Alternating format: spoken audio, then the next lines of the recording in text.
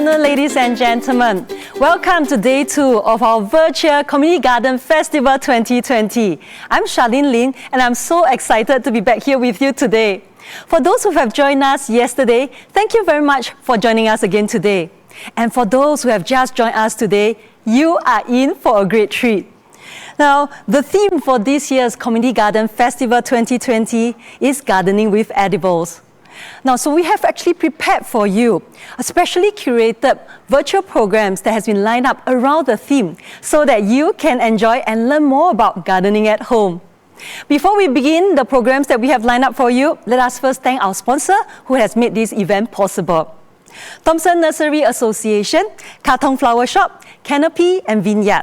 On top of that, we are happy to share that nurseries such as Un Heng, Toh Garden, OISG Orchid, Song Orchids are also running promotion alongside with Community Garden Festival 2020. So do remember to check out the promotion on the link that is being provided.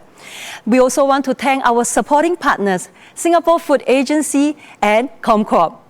Yesterday, if you have joined us, you have seen that throughout the shows, we have been giving very exclusive giveaway. So today, we also have prizes lined up for you. So all you need to do is to listen closely to our question and answer them quickly and accurately, and fastest fingers will win.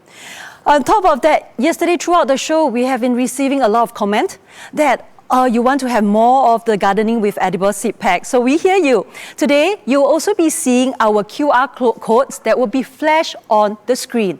So whenever you see the QR code that's being flashed, all you need to do is to download the form and put in our festival code, CGF 2020. Now, if you're watching from your mobile phone, all you need to do is to follow the instruction and click on the link in the Facebook comment section. We just want to gently remind that every household will be entitled to one seed pack. In a very short while, I'll be joined by 2 allotment gardeners. You might be wondering, what's that? But before that, let's take a virtual tour of Hort Park's My Backyard Kitchen. Sit back and enjoy. Hi, I'm Yan Ling from the horticulture team over here at Hort Park. Today, I will be bringing you on a tour of my backyard kitchen. Let's head on in. My backyard kitchen is designed to mimic various aspects of a backyard garden, where one can easily step into the backyard to forage for ingredients and bring back to the kitchen to create a light tea time snack or a midday beverage boost.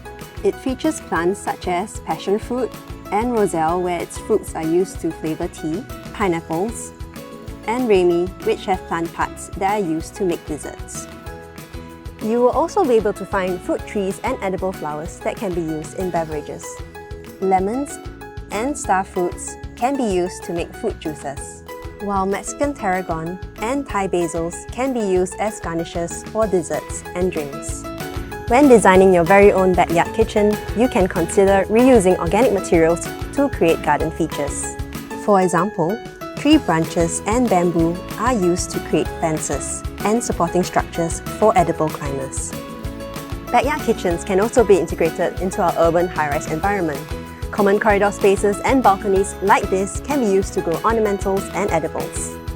Using hanging pots and stands such as this, you can create your very own kitchen garden at your doorstep in a neat and safe manner. With that, we've come to the end of our tour of my backyard kitchen. And oh look, it's time for tea. See you soon at Hop Park.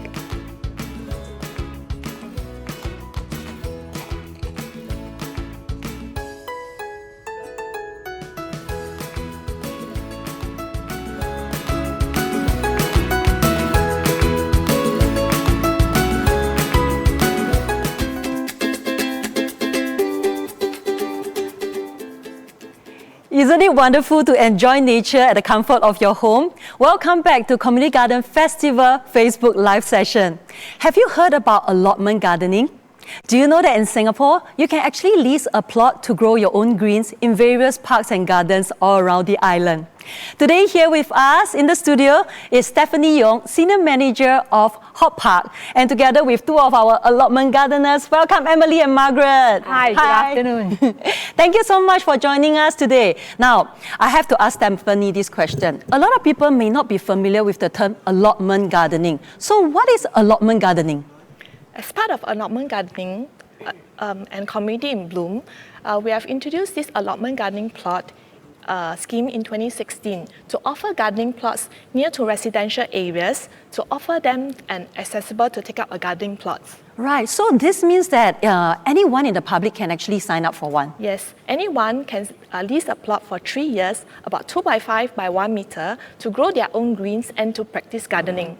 Wow, that's really fun. And you mentioned that they can lease it for 3 years. So during the 3-year tenure, a very important question. Do they need to pay? Of course, but it's at a very affordable price. So for the lease of 3 years, it's $57 annually. So annually it's $57. That's very affordable. And I believe that's why, Emily and Margaret, you are the pioneers enjoying your allotment garden. Oh, yes, please tell us about it. So Emily, when did you start it? I started 4 years ago. 4 years ago? Yes, wow. Okay. I came to know about this allotment garden initiative during one of my visits to the garden day out. And that's at Hop Park, right? Yeah, that was a few years back. So I was quite impressed with the idea of owning a plot here and to do some community gardening here. So I signed in and took up a plot with some friends.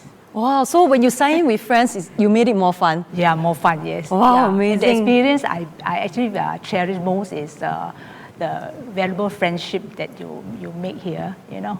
Wow. So it's not just friendship with your friends, it's also with other gardeners. Yeah, so sharing tips on how to grow well, you know. Wow, I have to hear more about it. And I want to hear from Margaret too. Margaret, so when did you start it?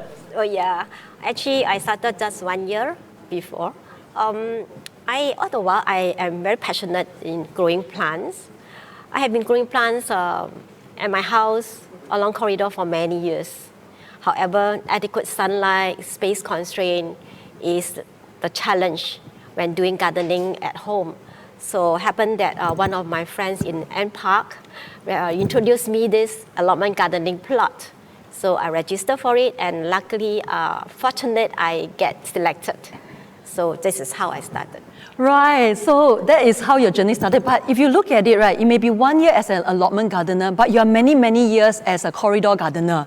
Right, so like you mentioned, with adequate sunlight and full sun in most of the allotment garden plots, right, that will help you to grow a lot of amazing, I believe that even more amazing than what you grow at your corridor. So what do you grow in your plot now? At my plot right now, I have wing bean, I have Indian borage, I do have the lemongrass, mulberries. I also have the blue pea flower. that people use to make kueh and all that. And last but not least, I have the mint. Yeah. Okay, it sounds like you can either set up a dessert store or a herbs garden, like that herbal store. Yeah, there's more varieties of edibles that you can grow in a space like an allotment garden plot, right? Yes, I can see the glow in your eye when you share that with me. So what about Emily? What do you have in your plot now? Okay, at the moment, I'm having this watercress, okay, and pandan, oyster plant, and also I have kefir lime. Wow, that sounds like a lot. So understand that you all will grow different crops at different times. So whenever you have your harvest time, do you share it with your fellow gardeners? Yeah, sometimes you do if you have enough. and I think that makes the fun, right? Like Yeah, you correct. mentioned earlier, aside from joining together with Correct, your yeah, friends, correct. you meet friends with more gardeners. Correct, you So exchange there's a lot of knowledge, yeah. exchange of Yeah, knowledge. knowledge, Like, yes. tell us more about it. The exchange knowledge, and also sometimes plants also, because at times you find them having very nice plant, then you just ask them for it, and we just share.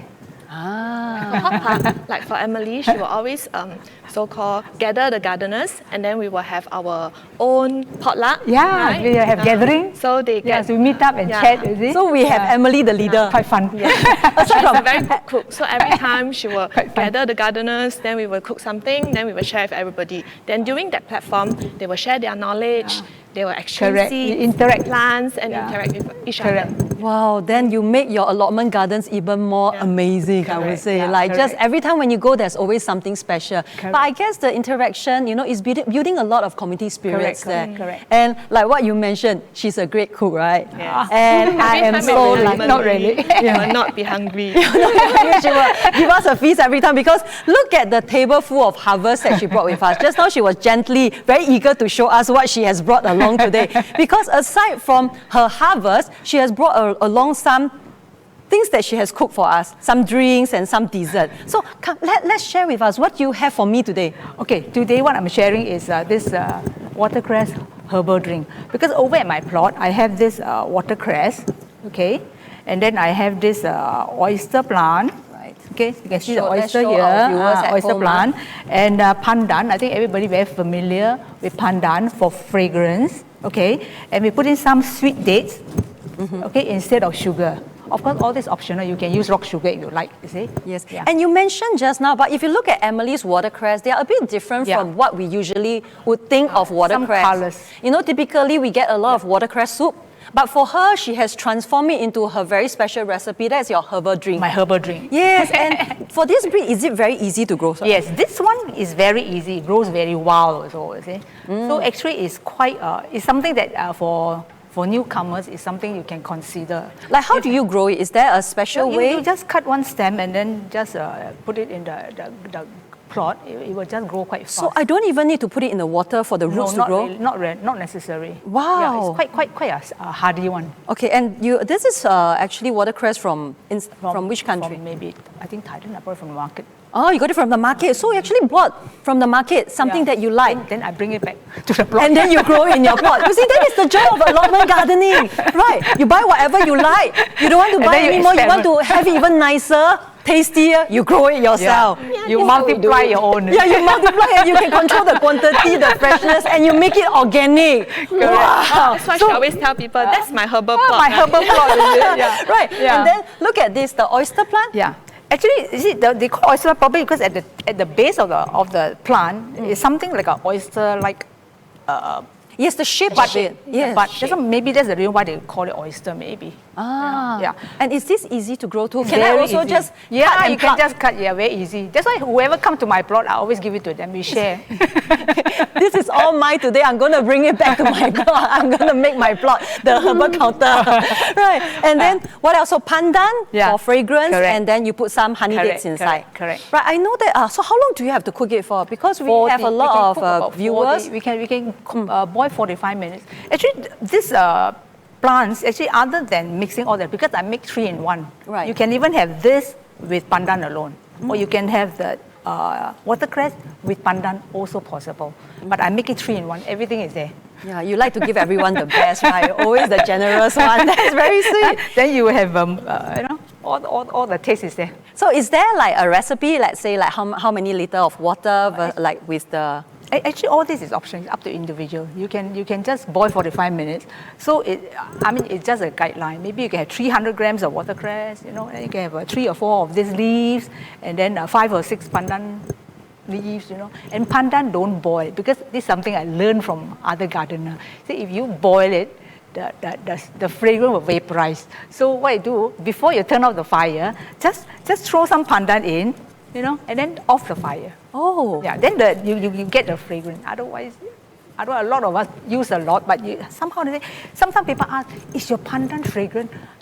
So I just share the knowledge that what I gather from others. I'm learning a lot because I'm one of them, because I was thinking that I want the pandan to be there because pandan works for the fragrance, right? So I start my fire all the way to the end, then I throw my pandan away. Yeah. At the end of the pandan is always looking so dull and cooked. Yeah. Now I learn from you, Emily. Yeah, and that's what I learned from some of that. you see, can so with share. all You can your share. good knowledge, your good harvest, and your wonderful herbal drink, I think we should all try it. Yeah, you can try. Yes. Look at the color; it's very impressive, isn't it? Yes, it is. Okay, so I'm gonna Let's try. one let's for cheers. you. Let's Okay, Yes, let's let's cheers. cheers to good health. Yes, cheers to good health. Cheers.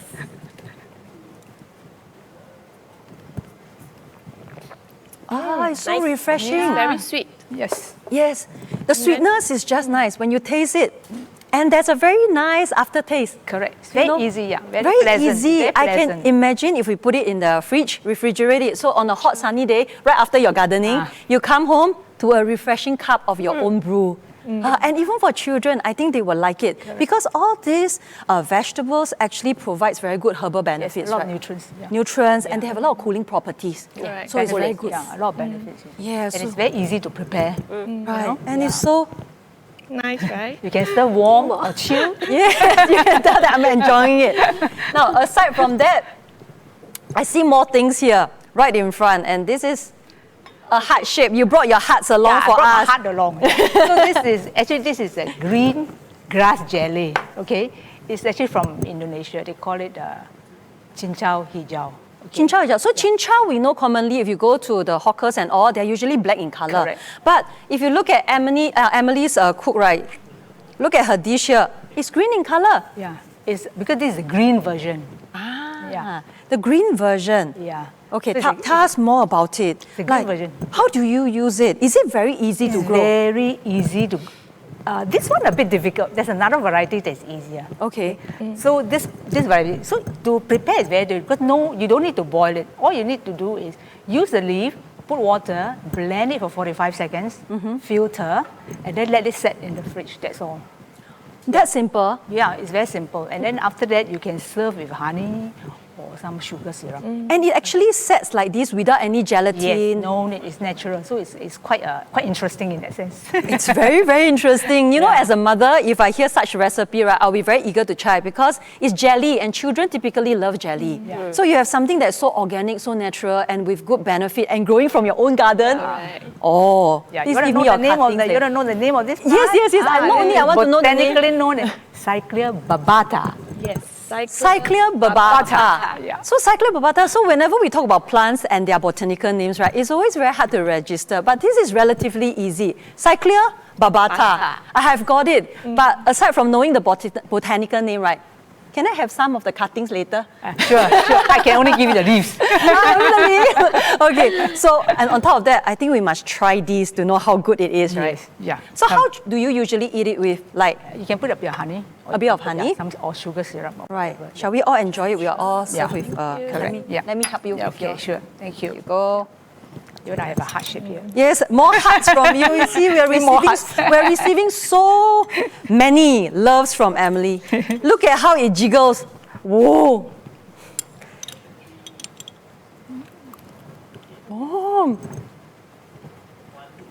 Oh, this is really nice. Actually, by itself, the taste is quite acceptable. Yes, by itself, if you The just taste eat is like- acceptable. Yeah. It's very refreshing. Yes. And you know what? You mentioned putting honey in. Yeah. What I would want to put is I want to put lime. Oh, possible? Possible? Yeah. You And can what add I'll do is I'll serve it in small portion as an appetizer. Yeah, sure. Yeah, I'm sure it will, get you going, a wonderful appetizer. to have. enhance it. Exactly, enhance the flavor. That's wonderful. I love this, With lemon honey, I think would be better. Yeah, this one I bought this lemon honey. See, you have to talk to them. You have to first talk to gardeners and mothers. Mothers who cook very well. Thank you for sharing. And Margaret, your turn. Now tell us about, I see a beautiful plate of wing bean there. You said that's from your garden, right? Yes, this is the wing bean that I actually just freshly harvested from my plot. You know, I love wing bean. I grow them in my garden too. They're very easy to grow, I would say. Yes. And also it's very rich with a lot of benefits. Rich in calcium, rich in iron. And it's Vitamin very- A, B. Yeah, so it's very C. nutritional. Yes. But question I have for you. Yeah. To have wing bean, right? You need to build a trellis. Yes. Yes, do share with us. So in Because- your allotment plot, how do you Yeah. build your trellis? Wing beans, they need the support of trellis. So to build this is easy. No need to spend, invest on expensive structures and all that. Just create your own, build your own using bamboo stick. And that is how I did it.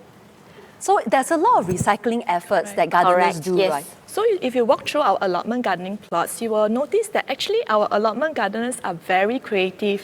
Yeah, very, very creative. They can use recycled materials to build their own trellis, and then they can use like bamboo sticks, Yeah.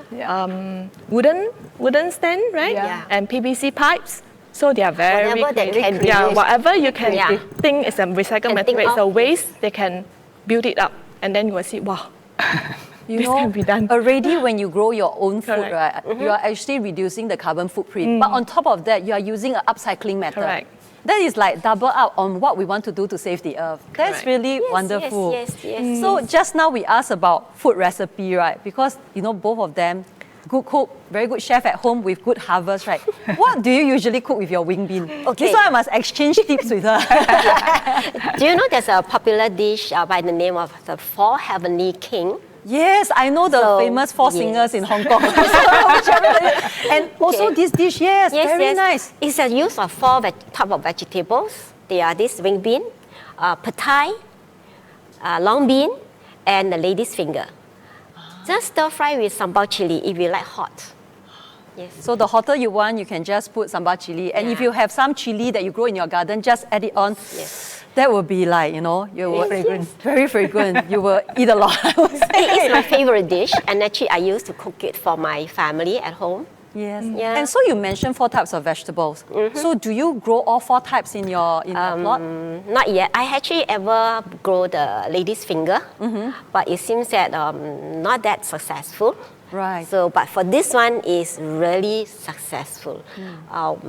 I think on Saturday I actually harvested one big bunch of it. Wow. So that's the part about gardening, right? So sometimes you can be successful with one type of plant, but the other may require a bit more effort. Doesn't matter because I can use this to exchange with my fellow gardeners. Yeah, with others like sweet potatoes, others like malapa, spinach, and all that. So yeah. That's very nice. So you see the barter trade is happening, correct. but I think it's the whole bonding and everybody shares a Sharing, common yeah, topic. correct, yeah, correct. Exactly. And aside from the wing bean dish that you share with us, cooking with that 4 different types of vegetables, Yes. right? There is something else on the table, a pot of gold. You share with me. Oh, okay. This pot of tea is actually is the Indian Borage herbal tea. This is Indian Borage. It's considered the group of in the mint family. Yes, yes, yes. Right. It's a kind of mint. Right. Yeah. Smell very nice. And this, is it easy to grow this? It is very easy to grow. And it is very, very hardy too. You can just plug the whole thing into the soil. Yeah. So the same as the watercress? Yes, yes. It's a hardy type. Right. Okay, and then with And- that, what do you cook it with? It's very easy to brew. So you just use, you boil the water, 1.5 liter of water, and you can use this Indian borage leaf. If you want to have better, stronger taste, then you can use more leaf. If not, you're about 24 with some 5 honey dates. Yeah. It's Okay, and Honey dates, yes. Honey dates. So with that, so I know that Indian borage has very good healing properties. If you have cough, No, actually. this is actually known for treating cough, sore throat, and indigestion and insomnia too. Right, which is what mint family usually does, you know, for Yes, yes, indigestion. yes, yes. But for cough, it seems to be very, very effective. And a lot of people like to look for natural remedy. So if it's from your own garden, I guess you all hardly go to the doctors for your family. Rarely. Yes. Pesticide free. Exactly. And we must taste how good it is. You want to try it out? I will. Cannot miss this, right? Thank Cannot miss you. Thank you. Hope you like the taste. So when you think of drinking mint, right, you will, oh, it doesn't really have a minty smell. No, Doesn't smell it. it's very soothing to your throat. It's not that minty, actually. It's not Then that very, minty. very nice drink. Yeah. Yeah, you don't feel like, some people will feel that, oh, if it's mint, maybe it's a Yeah. bit spicy. Children may not like Correct. it. No, I think this is I perfect think for this them. children will be quite acceptable to it. Yes. Yeah. This has this fragrance and then No, because she added some sweet dates. dates, yeah. I See, think- that is part of the magic for most of our herbal tea, Correct, right? So correct, you have to throw that in, especially if you want kids to drink it. So mummies, good recipe for you and very easy to grow Indian borage. Yes. Add in some pandan, then you can actually cover up some of the taste. Yes, and pandan, Children will remember, like it. tips from Emily, right? Only drop it at the last part where it's Yeah. boiling, throw it in, let the smell come up, turn off your stove. Yes. Ready to serve. And I see that Okay, you also brought something else with you. Okay. Yes, that's a big box that we Before have. I talk about this, actually, let me tell you about these trolley things. Yes. The most important thing you consider is the height when you want to build the trolleys. Just like my size, I cannot build too tall because it has to be a reachable height so that I can harvest easily. Yeah. So that is a tip. If you take an allotment garden plot, right, you have to consider that. And a lot of rule of thumb for gardeners is, I think they say that your hand has to be reachable. That means if you stretch your hand to the top, that should be the maximum height that your trolley should be. Guideline on the height also. Yeah. I think 1.5 meter, I think. Yeah, Yeah. 1.5. Okay, safety is one of concern, but when you grow something, you would like to harvest them easily, right? Within so, reach. yeah, within reach is the best. So Reachable these are height from would be okay. experience from our allotment gardeners.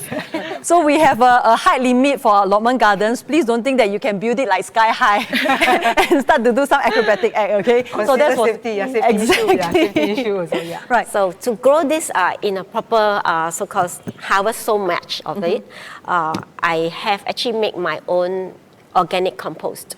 Right, you DIY. Yeah. Yes, to just make use of your food waste. You can see from here. So I layer this with food waste and soil. So once it's fully decomposed, I will use it for planting. If you look at it, camera zooming in, right, you can tell that it looks more like a table ornament. Yeah. It's so beautiful. Yes. Systematic. No, you can tell This is for your site, but actually you can use any recycle container. I have one here, the recycle bin. Yeah. And it's preferably to seal tight, right, to prevent the smell. You can keep airtight. If you don't keep airtight, sometimes those like cockroach or whatever may goes in. So usually I will keep it airtight. But once in a while, every day you still have to open and you have add in something. Right. Yeah. This is so really it takes very about 2 weeks to a month 2 weeks to a fully month. decomposed. Right. And then this is actually very good because we always, if you cook, you always have a lot of food scraps and Yes. all. So a way to reduce the food waste is to compose it. Yeah, food waste, the fruit peels, even I have the eggshell, the flowers that you cut off, they just put it in. Everything is usable, it's reusable. Yes. And then after that, once they are composed with 2 weeks to a month, they are all ready to be used. So how do Yeah. you usually use your compost? I just put it in a pot, it become a potting mix. Then you can just plant in whatever you can. Because it's already fertilized. Right, on top of that is Very natural fertilizer. exactly, and it's rich with nutrients. Yes, yes. Now I can understand why her wing bean, her Indian borage, everything that she plants can grow so well. That's Yes, amazing. Right, Emily, do you have any more tip that you want to share with our allotment gardeners or allotment gardeners to be? Okay. Okay, see, your plot size is 2.5 times 1 meter, so it's very valuable, right? So consider what you like to plant, okay? And then go for plants that are easy to manage and grow, you see? So once you get your harvest, then, you're very rewarding, right? Then it will boost you up to take more challenging plants, Yeah. So it's like the game, slow and steady. Yes, win slow the and race, steady, right? yes. Slow and steady. All right. And enjoying the process of watching the plant grow. Yeah, and also you also have to consider you have to keep your plot need also, you see. So all these are some long-term planning that you have to consider also, you see. Like for Emily also very smart. So some of the gardeners likes to grow papaya trees, Oh, too tall. banana trees, right? But they are usually quite huge. tall, right? I go for the dwarf one. Yeah, so she sometimes will go for the dwarf one. So this is something that the allotment gardeners can consider. So you want to grow something like papaya, bananas, but you can still grow them, but grow the dwarf species. Right, so if you visit the nurseries, there are actually many choices of seeds. Correct. Now they also come out with like dwarf long beans, Correct. where you don't need a trellis, but you can simply build them, like grow them. Yeah. So it's very easy. So talking about that, we must have gotten you pretty interested about allotment gardening, right? So Stephanie, if they like, our viewers would like to get their plot, how do they go about doing it? Okay, to date we have allotment garden plots available for everybody to sign up for. So Right, so excited, right? Because Yeah, so today there are a lot, and I understand that yesterday Minister Desmond Lee also announced that correct, we are going correct. to allocate a lot more allotment Correct, gardens plots so correct. that more Singaporeans can get a chance to have your taste of being your own gardener. I'm also having a plot, so I'm having a lot of fun and we can't wait to share that with you.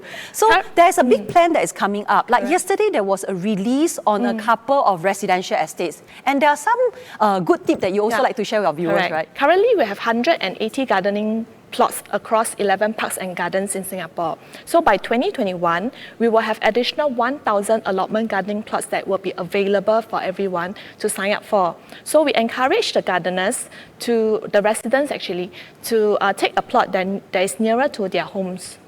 So it's easier. It's really easier because as gardeners ourselves, we know that sometimes you want to bring your compost, your food scrape, you know, your rice water and all, because we are saving the earth and trying to recycle as much as we can. So proximity is really, really important. And if they like to sign up, how do they go about doing it? Okay, one household can take out one allotment gardening plots, and the allocation of the plots is through a balloting system and not on a first come, first served basis. Right, so we talk about it. The plot space is very, very precious. So is a plot. So if you'd like to sign up for one, please click into the link that we have shown. You know, check out our MParks page, and then you will find the link, and you can get your own plot soon. So that is really nice, and we can't wait to tell you how fun it is. It's really, really, you will love it. So for more listing of the allotment gardening plots, you can visit MParks website. And actually today we have launched some new batches of allotment gardening plots that's available online for registration. So do check out our website, and the opening is for 2 weeks. Right. So after 2 weeks, right, the balloting will complete, and then after you will hear news of whether you have gotten your plot or not. Right. Thank you so much for joining us today. Thank you, Charlene. Thank you very much. you. Please have a Thank nice you. weekend. Thank you. Same to you. Right, so you have heard about allotment gardening, and throughout our community garden festivals, we have been sharing with you different informations about how you can do gardening at home. And you have also heard us that we are having very exclusive giveaway. So now is the time. So I hope that you have listened to us closely as we share with you. Here is the question. So I like to repeat, the fastest fingers win. So please key in your comment accurately, okay, into the comment column. Now, name one of the vegetables Margaret used for her dish, Four Heavenly Kings.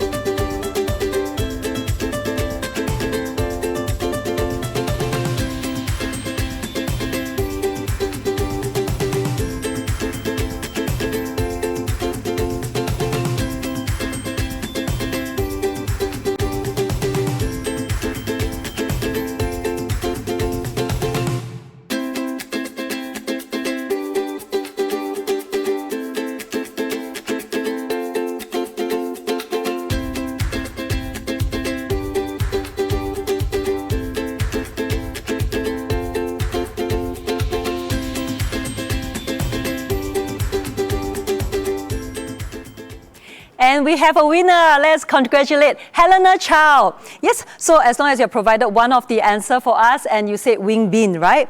And also you're walking away with $100 gardening vouchers courtesy of Thompson Nursery Association.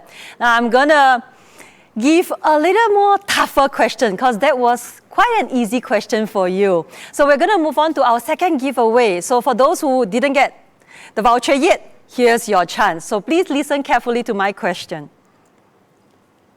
What is the botanical name of the plant Emily used to make the green grass jelly?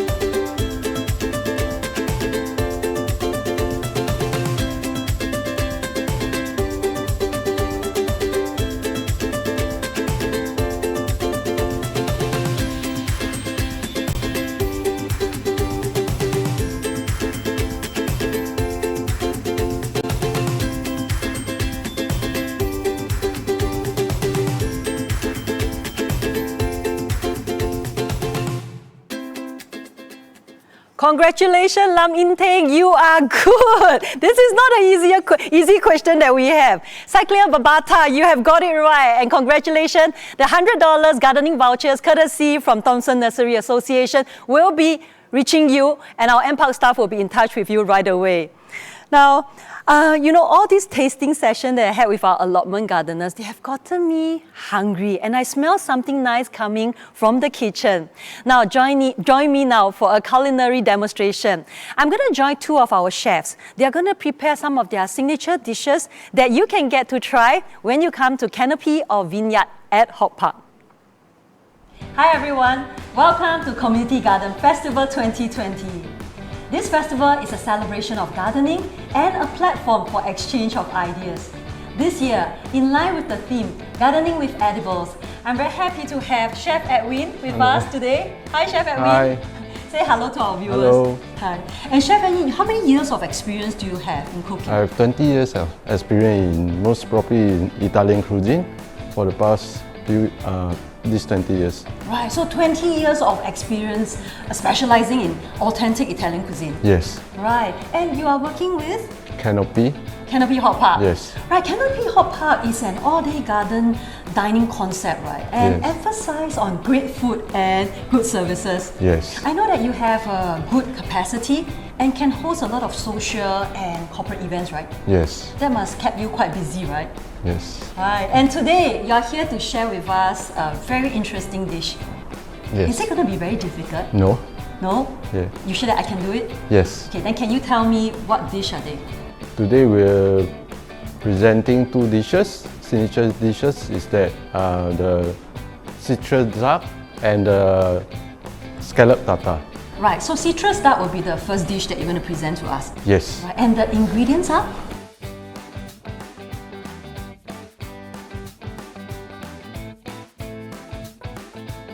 Right, okay, so let's start cooking. Yes. Let's start. This is the most exciting part, Yeah, because I'm so- here to learn.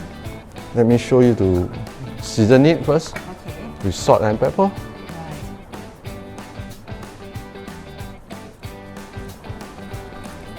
Okay, let's start cooking. So there's no seasoning done to this duck at all? No. Initially. So this is just very little, just Yes. salt and pepper? Yes. Alright, okay. Let's start. Okay, so you can get the fire ready. Yes, we'll start with low heat and little oil, not too much. I'll show you. Take this out.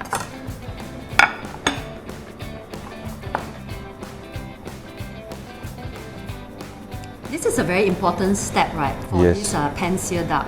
Yes, And I can see that you actually do very gentle slicing. yes. Why is that so? Because we cannot cut through the meat because It will not taste as good. Yes. Okay, so we'll start fry the skin first. Okay, so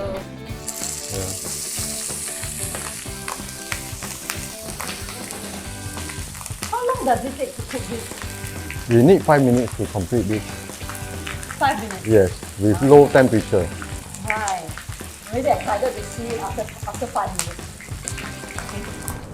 There we go. Start on the side. So it's about half a cm thick. Yes. Sliced thinly. Yes.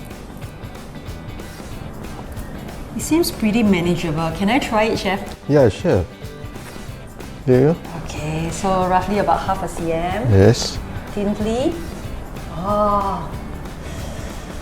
I feel the skin when I cut it through, you know.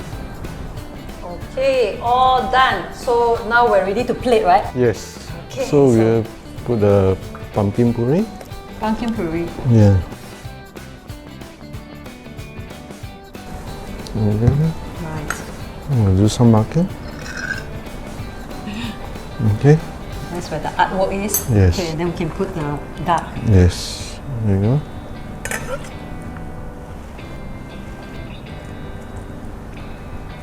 Okay. So we'll need to heat up the sauce first. Okay. So and the sauce that you'll be using, they're all the citrus sauce, Yes. which are the lime juice And the orange. juice. Yes. Just these two juices. Yes.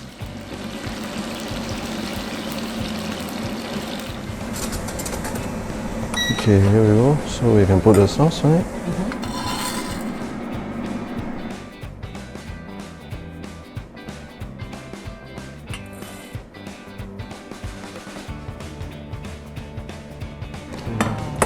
Okay, and then after that, we definitely need some greens, right? Yes. So what are the vegetables that you'll be using for this dish? We can use the green pea over here. So we'll cut all of them out. And these are all the microgreens. Right? Yes. Look at this. It's beautiful. Yes. Ah, so why do you only use green pea? Just that. Can I have more to garnish? Yes, sure. You can try it also if you want to. And are these grown in your garden? Yes. Right. Is it easy to grow these herbs? Yes. You need to grow under shade and with enough water so we can easily keep it. Right, and they are very rich with nutrients, right? Yes. And you know what? They are very beautiful to look at. Look at the colors. Wow. Okay. That's all? We're done? Yeah. So we need to put some flour on it. Ah. Okay. I think plating is a moment, you know, where chef turns into artist. Okay. So you can put some balsamic reduction.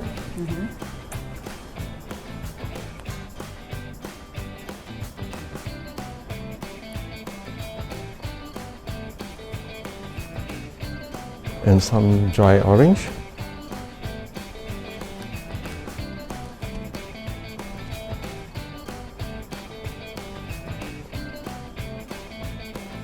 Wow, and then it's done. Okay, Chef Edwin, now we're ready for our second dish, right? What would that be today? Scallop tartar. Scallop tartar.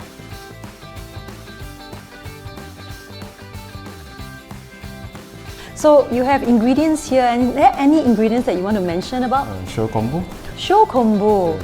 Okay, so if I do not have show kombu on hand, is there anything else I can use to replace with? Yes, you can use it with shaved white chocolate.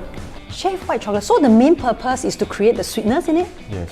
Ah, okay, so let's get started. What do I do first? You can help me to cut, slice it. Slice it. Okay, so how would you want it to be sliced? Can you show me Yeah, first? sure. Oh, so you just have to slice it thinly, Yes. almost like into Like half. it. Yes. After Okay. that, you want to slice it enough. The other one is dice it. Dice it. Yes. Okay, that looks pretty manageable.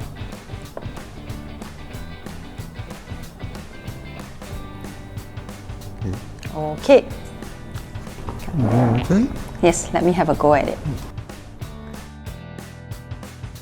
Okay, so with that we have all the ingredients ready, and the next step is plating, right? Yes. Okay, can you show me how to do it? Yeah, sure.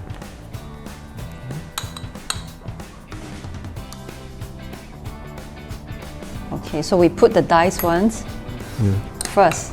Yes. Okay, is this enough? Okay. Yes. Let's put this on top. Okay, and then the sliced ones. Yes. Okay, right on top. Yes. Done? Done. And we cheers.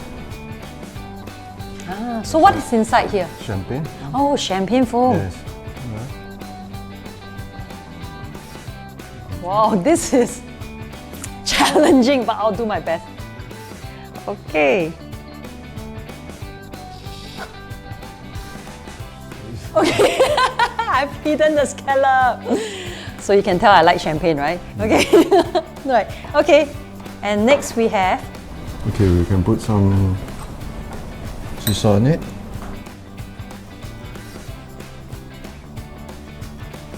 Okay. Okay, some sea salt. That's a bit. Okay. And next. And French fish sauce.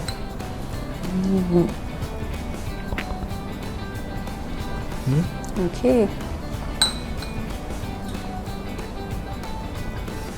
Right. And the show combo. Yes.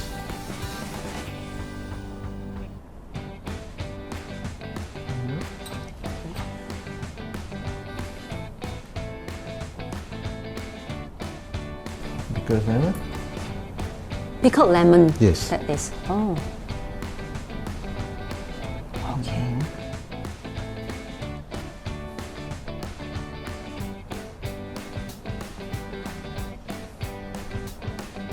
Are we all done? No, we still need to put some micro herbs on it. Wow, okay. So you chose these micro herbs because of the color? Yes.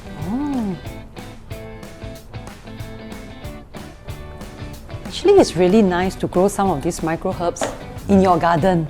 So you can use it for garnish anytime. Yes. Wow! Prawn, we put some prawn oil on it. for Prawn garnishing. oil? Yeah.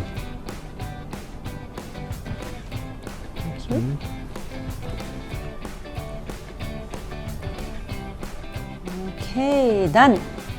Is that all? Yes. Wow, okay. So Chef Edwin, you have showed me 2 recipes today that are very easy to prepare at home. I'm sure our viewers can resonate with that. And at the same time, wow, imagine you use all these micro herbs to add on to nutrients into it. Thank you so much. Thank you. Thanks for sharing the recipe. Okay, now it's time for our exciting giveaway. So I'm going to ask one simple question from what we have showcased earlier. Now the first 3 viewers who key in the right answer, you're going to receive $50 worth of Canopy vouchers each.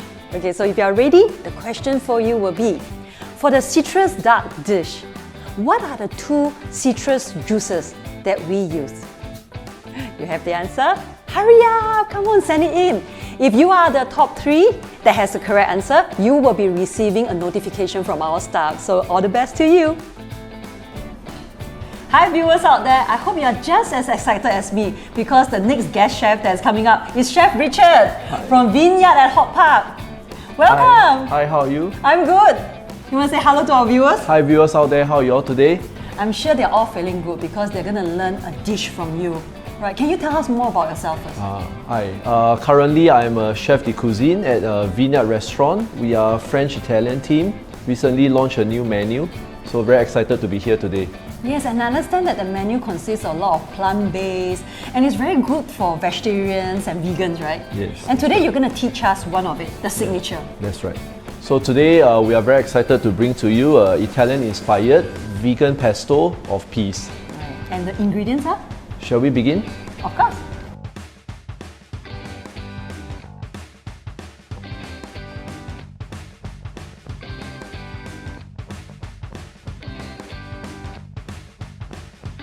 Sounds like you're ready to start cooking. Yes, let's go. Okay, So what's first? we have some water boiling here Right? for the pasta. Salt needs to go in. All right. All right. You like to do the honors? Drop the pasta in. Yes, and the pasta that you have selected here is? Penny rigatoni. Is there a specific reason why you choose this? Yes, there is. So for Italian pasta with sauces, we generally like to use pasta with shells because the sauce can get into the pasta itself. It holds the sauce better, you get to taste the flavor more. Ah, now we know that. Okay, so while the pasta is cooking, what do we do next? Shall we move on to the pesto? Yes, you look at the amount of greens that we have Yes. here. Are these vegetables all grown in the garden too? Some of it, yes. The basil, yes, we have. And we have a little bit of other herbs like a parsley as well, yes, which we have included today in the recipe. Right. And your recipe here has peas. Yes, Right. Is there any other vegetables that I can, like replace with? definitely so. You can always use spinach and broccoli as a backup alternative. Wow, they are all very rich with antioxidants. That's right. Ah, okay. So what's next? All right, we'll put all the ingredients in. Would you like to help me out here? Yes, please. Usually when I do pesto at home, I never put so many other vegetables like rockets, this arugula, and then after that, even like parsley. All I did was just very simple. Basil, Okay. garlic, So now you know, huh? yes, extra Okay. virgin oil. So I'm learning a trick or Right. two. There you go. Basil goes in. Okay, and then the Parsley. parsley. And it's really easy to prepare, right? So viewers That's at right. home, all you need is just all these fresh ingredients and a blender. Little bit of your time and you have it. A good recipe. Peas go in. Okay. So what we have here, olive oil needs to be cold. Okay. Great drizzle of olive oil.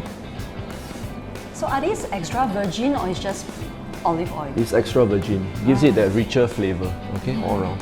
Okay. Probably you'd like to add the seasoning. Seasoning, Salt, right? yes. Salt. Okay, so what is the amount that is Probably a advisable? good pinch. A good pinch. Yes, that's right. Drizzle, Okay, that's good. And lemon juice. lemon juice. Yes. Will this be the full amount? Yes, Okay, everything. all in. Yes. You'll brighten up the sauce. So give it its glow. That's right. And I'll add a clove of garlic. Okay, just one clove of garlic. will do. Yeah, that's right. Okay. And pine nuts? The pine nuts will go in later. Later, Yes, okay. that's right. Okay, we'll start blending.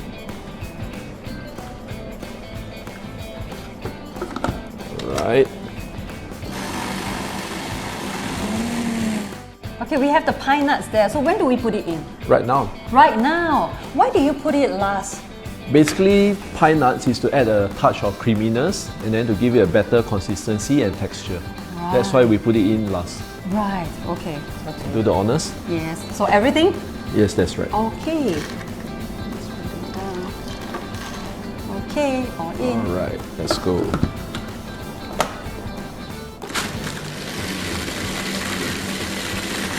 All right, we are done. All done. Wow. That's okay, right. so what's next?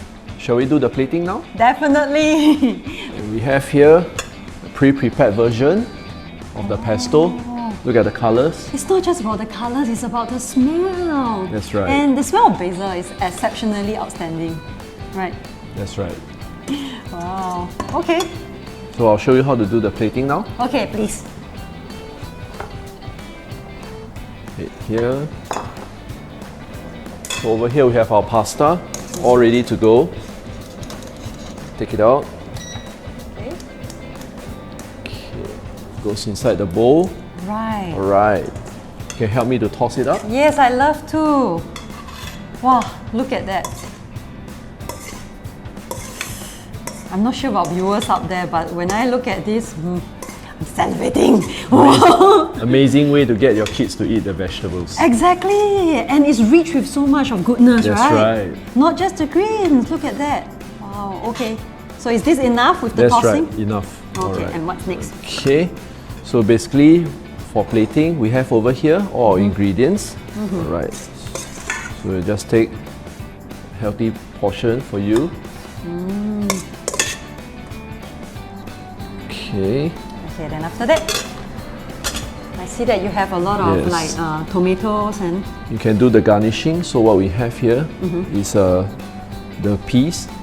Okay, you can just pour it over the pasta. right. And this piece is actually sakotesh, right? Yes, that's right. It's a mixed peas with some lemon juice, salt and pepper. Wow. That's right. Okay, is that enough? Enough, more than enough.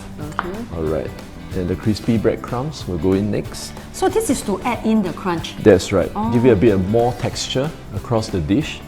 You know, I'm always very generous. When it's like yummy stuff, right, I'll put a lot. Yes, when it comes to food, have to be generous. Thank you. We love generous, Yes. chef, right? Your portion will be big and you have a hearty meal. The final touches, Okay, lemon. so lemon. Usually we will put it just the lemon in, or will you squeeze That's right. it? It's your choice. Most okay. people these days like to take pictures of their food first. That's so, very true. yeah, Okay, so to make it very good for social media. That's right. Okay, so I'm going to put. Wow, you look good at plating. Oh, thank you. Actually, I think that you're being so kind. Okay. Okay, so we're all done here. Wow, so that's it. Yes. Can't wait to try. Definitely, wow. Wow, just look at this. Wow. Thank you so much, Chef Richard, for You're your welcome. sharing. Thank you. Happy to be here today. We are so glad to have you here. Thank you.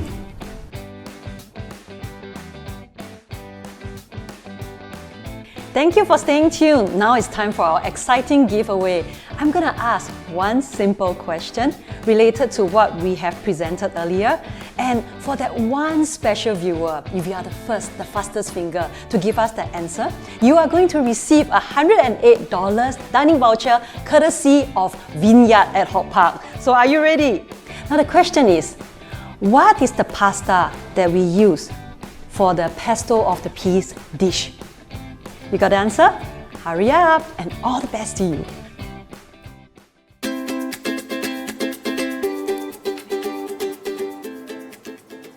Do you want to try the dishes that our chef have cooked?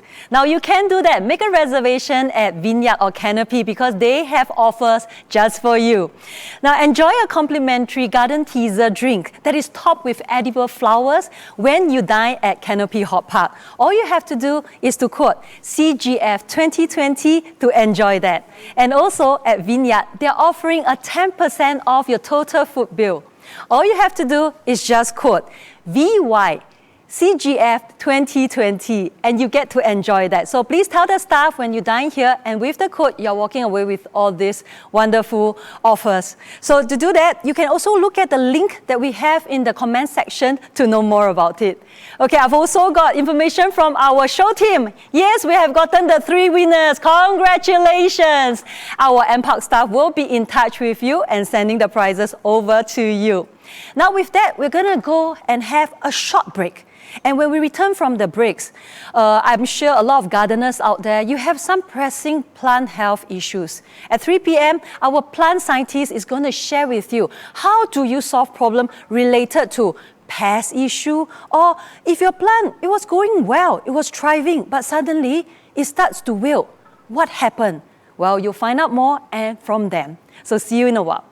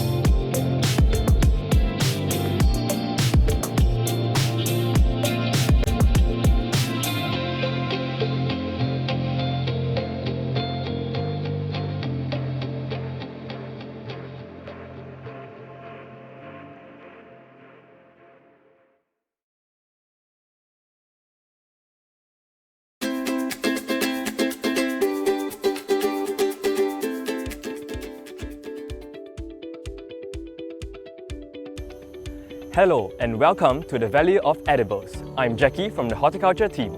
The Valley of Edibles showcases unique edible plants and sustainable horticulture techniques. As you can tell from the scarecrow, our first stop is the edible gardens. Let's check it out. Here, you will find familiar local vegetables that can be grown in Singapore, such as the ulam raja, the ciku manis, and the humble sweet potato. These vegetables are common staples in our Singaporean cuisine and can be easily found at our local wet markets. Culinary ingredients are grown across the entire garden. Sorghum, a healthy grain, stands tall in the fields, while gourds climb onto trellises. Chili and tomatoes add a nice touch of colour. How do we grow this sustainably? This garden introduces 5 methods for sustainable gardening. The first lesson is learning how to protect your edibles from garden pests. As you can see, what we do here is that we cover our plants with netting, and this reduces our reliance on pesticides. Another tip is to practice crop rotation. Repeatedly planting crops from the same family will lead to poorer soil health and recurring pest and plant diseases. By growing a different crop each time, you can improve soil and break the life cycles of crop-specific pests.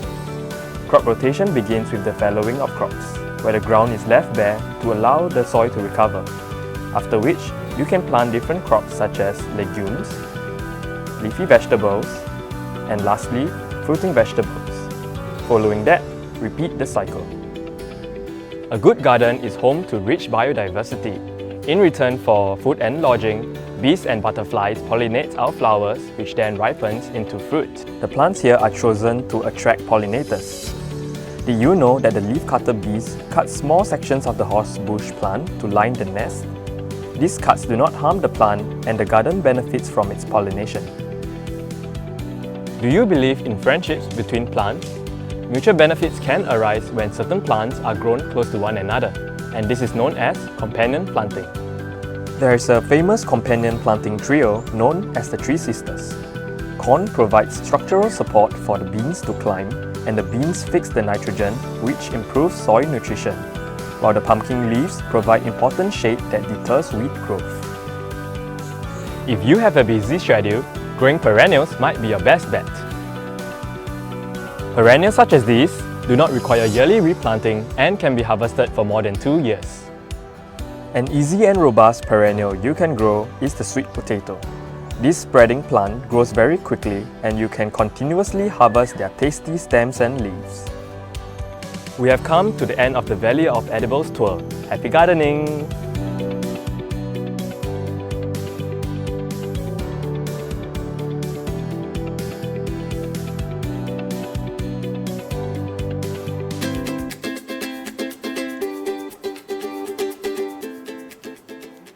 Yes, it's always a joy to be a gardener. Now, welcome back to Community Garden Festival 2020 live segment.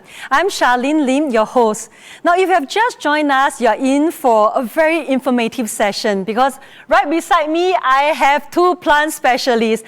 I'm sure if you are a gardener, in your garden, as you plant your crops, right, you tend to face with a situation like, oh, I've been taking great care of it, but all of a sudden it starts to wilt. Oh, on my leaf, I'm getting so many bug bites. The insects are just non-stop coming to attack your plant. What should we do? And what can we do? Well, this expert here, I have Azari and Derek with me. Now, Azari and Derek, can I ask both of you to introduce yourself to our viewers, please? Sure. Hello, everyone. My name is Derek. I specialize in entomology, the study of insects. Hi, I'm Azari, and I'm a plant pathologist, which basically means that I specialize in plant diseases. We are both from the plant science and health team. See, they are from the plant science and health team. So if you hear them, right, to make it very simple for you, we have the insect expert. Give him any insect and he can tell you what it is. We have the plant disease expert here, Azari. Yes. Once he look at the leaf, he examines, and there's some method that they execute to find out so that they can cure our plants. Right. Yes. So can you first tell our viewers at home, a lot of them are home gardeners, how do we identify what is happening to our plant? First, I will be going through with you the visual inspection of plants to help you identify insect pests and diseases. Okay, we will start off with this plant here. Okay, and As you can see, there's something wrong with this plant here. I can Yeah. see, it's very, very clear. Let me just lift it up for the camera. Can you see there's a lot of like white powdery Yes, stuff? correct. Okay, so normally when I want to inspect a plant, I will look out for the signs and symptoms first. So signs are actually the physical evidence that you see on your plant, whether is it an insect crawling on your leaves, or whether is it a disease that is infecting your plant. And for this case here, what you are seeing is actually a white powdery spots on the leaf surface. It's very common, right? Yes. I mean, as gardeners, you commonly face with this, and this is called the powdery mildew. Yes, and Charlene, maybe can you probably guess this white powdery stuff, does it look quite familiar to you? Yes, you know what? It looks like the talcum powder. Exactly. You look at it, you think like, did somebody like sprinkle this, or did they sprinkle some flour over my plot? Well, the thing is, for signs, most or some of the signs that you see on your plant can actually be easily recognizable. Okay, and for this case, what you're seeing here is a sign of a fungal infection. This fungal infection is called a powdery mildew. This powdery mildew fungus actually thrives in low soil moisture, okay, with high humidity on the leaf surface. However, for us to be more certain whether is it a powdery mildew or not, okay, I'm going to take a sample of a diseased leaf here, okay, like so, and I will look through using the microscope later to really see the spores. Through the spores, you can actually identify what type of fungus it is. Right, so a good study of this to be certain. Yes. So that is what you call a sign. A sign to tell us that, yes, our plant is having some health issues. True. Right, and then what about symptoms? You say that there's sign and symptom. That brings us to the next plant here. What you have here is a bougainvillea plant, and you can see random spots on the leaf surface. Yes. And you can try to pick it up. Yes, I Yeah. think I can see it here. You see, on the leaf itself, I can see there's browning on the sides, and there's a lot of visible spots I can find here. These leaf spots actually comes in various sizes and color, depending on the plant and also depending on the type of disease that it infects. Leaf spots normally comes in black, brown, dark brown, tan, or even yellow in color. And this is what we call as symptoms. Previously, I talked about signs, correct? Yes. So these are symptoms. It's a visible effects that you see from an infected plant. So, I get it. So I know. To summarize it, right? So sign is where there's some foreign object that is appearing on your plant. True. You can see it can be a bug, it can be like powdery stuff. Yes. But a symptom means it comes from the plant itself. It's showing sign that it's not feeling well. Yes. Exactly, just like human being. For example, I may have a cold and the virus is causing me to have fever. You don't see the virus, but you know that yourself you are having fever, you're having runny nose. So runny nose, fever are symptoms. The virus is a sign. Ah, see, I get it. and for this case, this plant here, the symptoms is the leaf spots. Right. Yes. So it's very easy to tell. And over here, I see something too. Wow. Let me lift it up. Wow. Okay. I think if you have previously signed up for our Gardening with Edible Seeds, right, you may have gotten some tomato seeds. Now, this is a tomato plant. It seems to look okay, and it's even like fruiting. I can see like fruits and things. But on one side of it, it doesn't look right. Yes. Right, Charlene, this plant you're seeing here actually is showing symptoms of wilting. Okay, and if I were to take a look or at least touch the soil surface here, you can also try and touch. Oh, it's soggy very wet. damp and moist, correct? Yes, it is. Okay, so there could be two reasons why these plants or this tomato plant is showing symptoms of wilting. The first reason could be due to overwatering. So when plants are placed in a pot or placed in the soil with too much water, what happens is that the roots do not have enough oxygen. When the roots do not have enough oxygen, okay, the plants or the roots will actually die off. When that happens, the roots cannot absorb the water and nutrients needed for the plants to grow healthily and to the rest of the plants. And as such, they will start to wilt and the leaves will start to turn yellow. Yeah. But this is pretty easy to solve, right, this solution. So if we are overwatering, and it was really easy to tell because the moment I touch the soil, Yes. I can feel the dampness, and without even having to press into the soil itself. So that is a sign. So does it mean that if I stop watering that regularly, it will help to restore its wellness? For overwatered plants, okay, normally what we suggest is stop watering for temporarily, okay, and also improve the drainage of the soil. If you need to consider changing to another pot or another type of soil, that'd be good also. However, if you follow those methods, after a few days, the plant should be okay. Yeah. because the reason why Azari want to mention about overwatering is because, especially in Singapore, we have very humid climate with high rainfalls. So chances are your garden plants, they have enough water. So most of the time when gardeners come to us for advice, oftentimes they overwater the plants. So that's why we want to stress this point that don't overwater because it causes a lot of issues for your plants.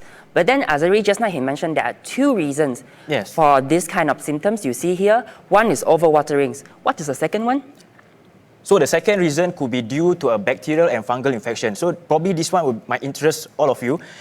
If let's say your plants are wilting, you see the leaves are turning yellow. However, if you try not to water them for a few days or maybe just for a few days then after that the plants still start to wilt. Okay, it's not showing any symptoms or any way of turning back healthy. Something must be wrong. Something must be wrong. So when that happens, right, it might be because of a bacterial or fungal infection. When a bacteria or fungus infects your plant, okay, what happens is that they actually blocks your water transport system of the plant.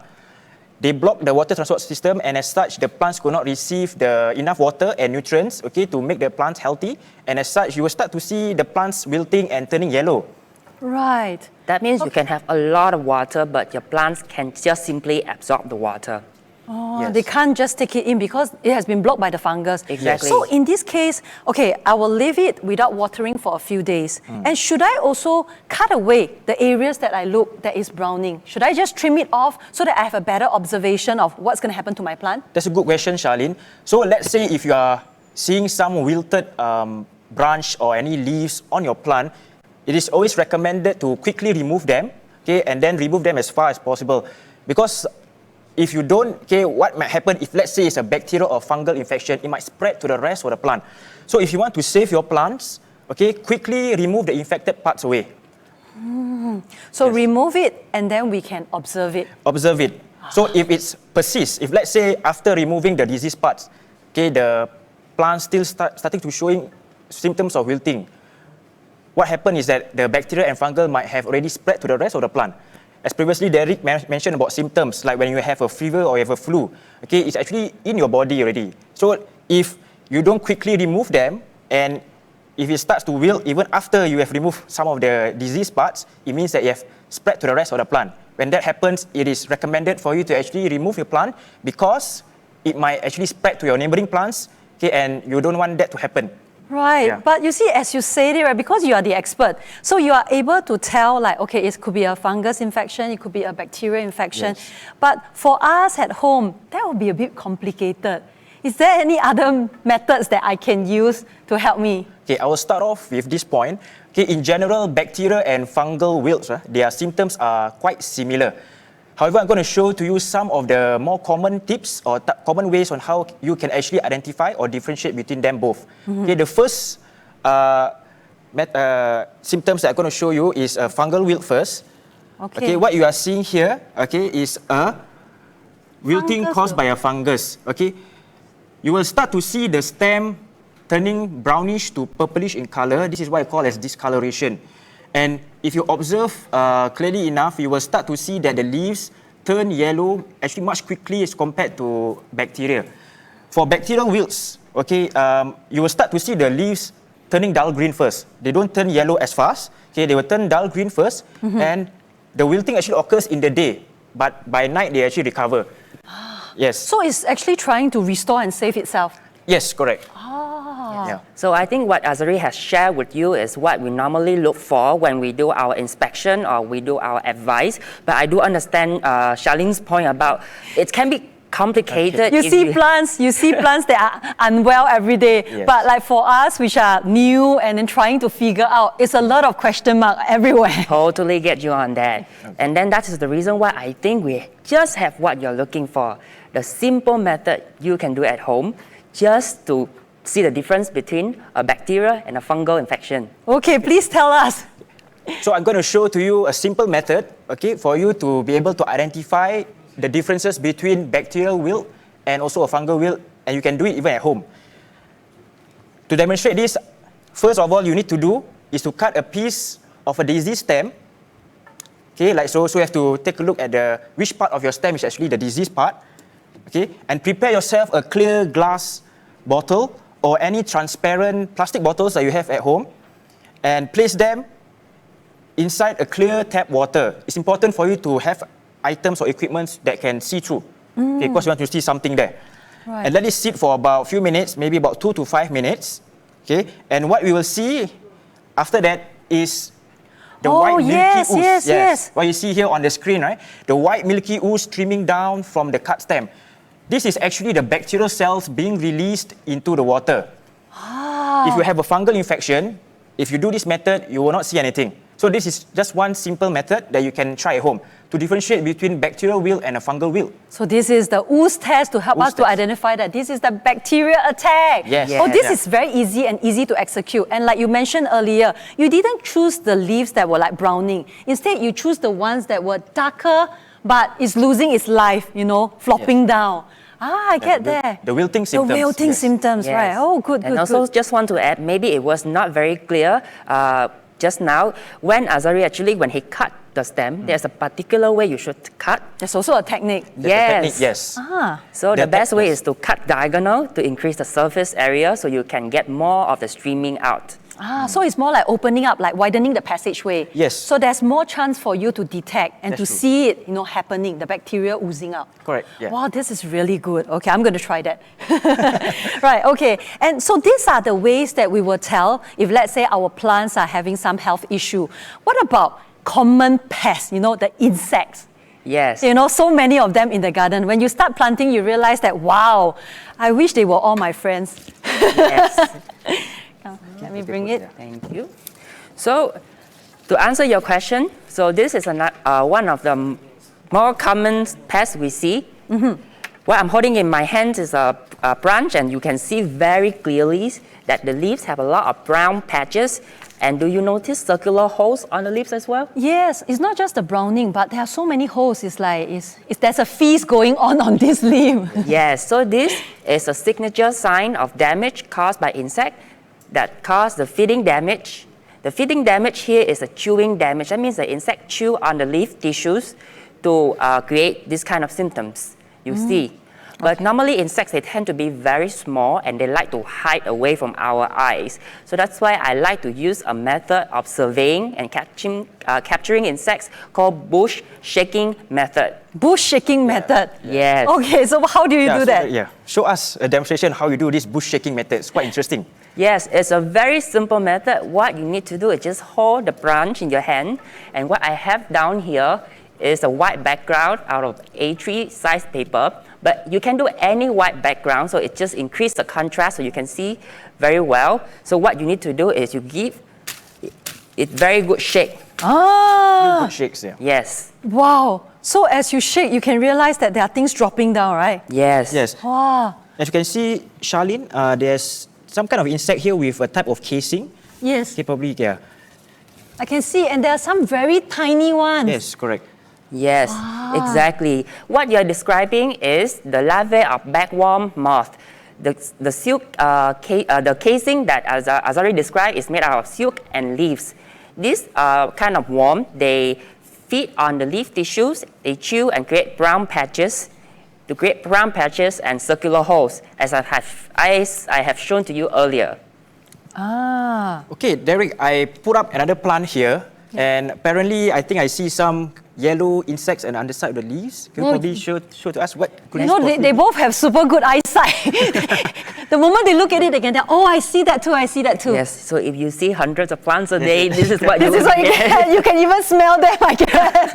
Okay. Yes. But how about you try the bush shaking method I just showed you? Okay, I would love to. So I just have to tap it like what you did. Yes. Oh, yes. you see? Did I just get a wiggly worm Yes. that landed?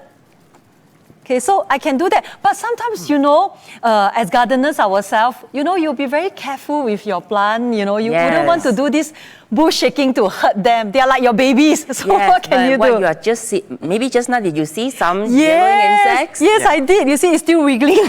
Yes, so what you are seeing is actually the aphids. They come in different colors. The aphids, they like to feed on plant tissue by sucking from the plant's nutrients, and they cause a lot of damage. Okay, so that is how you can detect them. So like what I say, if I choose not to be so harsh on my plant, you know, it's a very, very poor thing that they are being bitten and eaten by the insect. True. How can I care for them in a more gentle manner? Okay. But before that, I think, if I'm not mistaken, apart from the yellow insects that you see earlier, I think there's another bigger insect here. Okay. Oh, what you are aphids. seeing Yeah. is the larvae of the ladybug beetle. Oh, that's the larvae of the ladybug. You know, commonly we think ladybug is like all red, maybe orange Yeah, with like circular spots. in shape, but, right? But this doesn't look like one. This looks like just a typical pest. Yes. Yes. Although it may look like a pest, but this larvae of the ladybug beetle, it's actually helping your plants. Because one little guy, as you have seen, can eat up to 50 aphids a day. Oh, so they are tiny but big eaters. So when I realized that on my plant, I may have pests like aphids, but at the same time, I also have like larvae of all these ladybird. What do I do? You just let it be, because nature is taking its course of action. It's a natural way to control pests in your garden. So when you see aphids, but at the same time you see the larvae of the ladybug beetle, you know that you are good. Oh, so does it mean that aside from the larvae, if I can identify like ladybugs, they are flying around my plants, I welcome them always, but I can just leave it there to know that my plant is being taken care of. Exactly. So even if I see some of these aphids, I don't have to worry too much. Yes. Okay. So Sounds it's- good. Then also, just now you mentioned that there's a gentler way, right? Yes. Because I know probably, Charlene, let's say if your plants are quite fragile, you don't want to hurt them. Okay, maybe you are afraid that your bush shaking method might be too hard on your plants. It might cause it to break and all this, right? So probably, Derek, is there another method for you can show to us? Yes, there's a simpler method, which I'm going to show to you today. So while he's taking, right, Azari, I have to answer you, no? It's not just that, you know, as ladies, you know, when you touch the bush shaking, you're also worried they are coming into contact with the insect. You know what I mean? As you heat it and shake it. Yes. So for example, I have very fragile leafy vegetable plants here. Yes. So if I just want to capture the insects, one simple method is actually simply set up yellow sticky traps, which a lot of you are very familiar with. You can buy this kind of sticky trap in most of the nurseries across Singapore. So the reason why this traps is actually yellow is because, do you know, actually insects, they love yellow color. That's why they will go to all the brightly colored flowers. Precisely. Yeah, so this way you can just capture. But of course, sometimes you may have other colors as well. Right, so yellow is the typical color, the most basic one that we can attempt if we don't want to do any bush shaking. Just leave it here. And the purpose of this is just to verify that, okay, your plant is under attack by insects that you don't really want. Yes. Okay. Yes. So what other options are there, aside from yellow sticky tape? So yellow sticky tapes are generic. They can capture a lot of insects, but especially if, let's say, you have a lot of flowering plants. Flowering plants tend to be infested by another common pest called thrips. So in that case, you can use blue sticky trap as well. Blue sticky trap also. So can I, if you're very unsure like me, right, you can stick both. Yes. Yes. Just to see which one works, right? Yes. Yeah. So once I detect that, then you know what to do as the next course of action. Yes. Yes, but more importantly is the verification part. You know, like insect, I think probably is much more easier to tell. Okay. However, right, it may not be the case, right, Derek? You have to correct me, because when I look at this plant here, I can tell that it's not well from the leaf. If you look at the leaf, there are what I learned from them symptoms. Okay, Very but good. aside from symptoms where I see brown spotting on the leaf, right, I see bites. There's a lot of insect bite. But when I look closely, this is a citrus plant. I don't see anything on it, you know. Let me take a Why look. is that the case? Probably the expert can tell. Actually, I do see some very small insects that, like in this leaf, you see, they're very tiny. I can't tell. I only think that they look brown to me. They also look tiny to me as well. If you ask me what is this pest, I won't be able to answer you because they are very small. So why don't we just also take some samples and look under the microscope later? Okay, can. That will solve the mystery and we can find out, right, what's wrong with it. Okay, so take a snippet. Okay, so snip it off and Yes. keep it in the bag. Yes, and then let's take a Okay, look at the Charlene, if you want, you microscope. can come over here. Yes, please. Okay, while Derek was busy inspecting his citrus plants earlier, okay, Yes. what I did was to mount the powdery mildew spores, okay, previously onto the glass slide that I have here. Okay, Right. and actually put inside a microscope. So I'm putting this slide into a 400 times magnification, and probably you can take a look at the spores. Let me take a look and see what I get. Wow. Okay, so what you are seeing here is an oval-like shape, okay, of a certain size, okay, that Yes. is quite unique to powdery mildew. This is the powdery mildew spores. So normally when we inspect or we examine or want to identify the fungal disease or any insects in the lab, what we do is that we look for their form and structure. So form and structure actually differs from one insect and also differs from one fungus to another. Based on these differences in terms of shape, size and color, we use that to identify the type of species, for example. Then that's where you can identify them. And so over your job will require you to like sort of tag all of the different types of fungus and virus that is attacking that specific plant. Yes. For fungus, yes, you can see it in the microscope. Okay, but however, like bacteria and viruses, okay, they are much more smaller. So bacteria are much smaller than fungus, and viruses, they are even much smaller than bacteria. So for magnification or looking through the microscope, we can only look for fungal spores. If you have like, let's say, commercial microscope at home, maybe you buy from an e-commerce website or whatsoever, right? If you have a magnification of 200 times or more, okay, you are able to actually see the spores. So maybe you can turn up your interest, okay, to find out more if you have them. Yeah. That sounds very technical, but wow, good suggestion there. Yes, Right. but lucky for you, if you want to buy some microscope like a magnifier, for insect it works better because they tend to be bigger. Speaking of which, why don't you want to come So you over can and try? look at Yes, my I see you have microscope. placed all the leaf Yes. over here and you have light up the microscope. Yes. So let and me have under a look. my microscope here, Oh, I can see that. I can see. yes, you can see the leaf miner feeding trail. So the larvae of this species, they feed by chew on the leaf tissue to create tunnels. The spiky and black in appearance insect here is the pupa of Citrus black fly. The adult feeding method is sucking the nutrients from the plants. This one you see is the pupa of Citrus psyllid. The citrus psyllid, the adult also suck from the plants and transmit a lot of diseases in citrus. And the translucent star-shaped insect you see here is called stellate soft scale.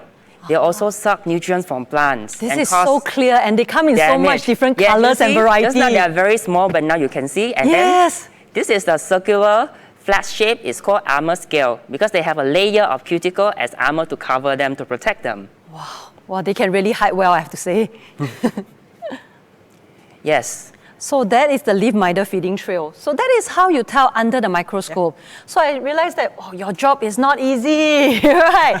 Now we talk about it. So we have identified that the possible insect that could be infesting on your plant. There's possible diseases that can happen like fungus or bacteria. Yes. So treatment, I guess, comes to the mind of our viewers at home and myself. So how do we treat if our plant is unwell? Very good question. What's the point of hiding all the insects, but insect pests, and then you don't know how to treat them? Yes. And actually, the most effective and simplest way you can do in your garden is just simply control by removal.